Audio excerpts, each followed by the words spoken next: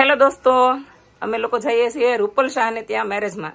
Marriage છે કે શું છે એની અત્યારની સેરેમની? હા, મામેરા સેરેમનીમાં. અને આ જો મેકઅપ થઈ રહ્યો છે અને પાર્લરની અંદર અત્યારે લાઇટ વહી ગઈ છે, કંઈક પ્રોબ્લેમ થઈ ગયો છે ઇલેક્ટ્રિક. તો અમારા જલ્પાબેનનો અત્યારે મેકઅપ થાય છે. હેતલ કે જડીબુટી છે તાર પાસે? અંધારામાં મેકઅપ કરશો? Celebrity power. હા મોજ. આ છે સેલિબ્રિટી પાવર. હો ભાઈ, ઈ સમકતું જ એટલું હોય સિતારું જો અંધારામાં મેકઅપ કરે છે. તો દોસ્તો, અમે લોકો જઈએ છીએ રૂપલને ત્યાં અને અમે એક નાનકડો એવો વ્લોગ બનાવી રહ્યા છીએ, હું ને જલ્પા, અને બતાવીએ કે ત્યાંની એ લોકોને કેવા રીત રિવાજ હોય છે વાણિયાના.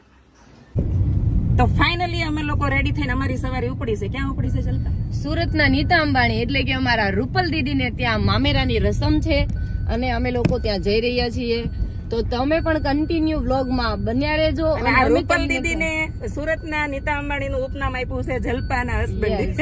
અમારા સુરતના નીતા અંબાણી એટલે કે રૂપલ શાહ. અને એવું પણ ન માનતા 20,000 ફોલોવર હતા રૂપલ દીદીના, ત્યારથી અમે લોકો કોન્ટેક્ટમાં છીએ. પણ આજે પણ એવું જ એનું ગુડ નેચર છે જેવું ત્યારે હતું. બરાબર, લોકોને અત્યારે 2 ફોલોવર વધે તો માણસને અભિમાન આવી જાય.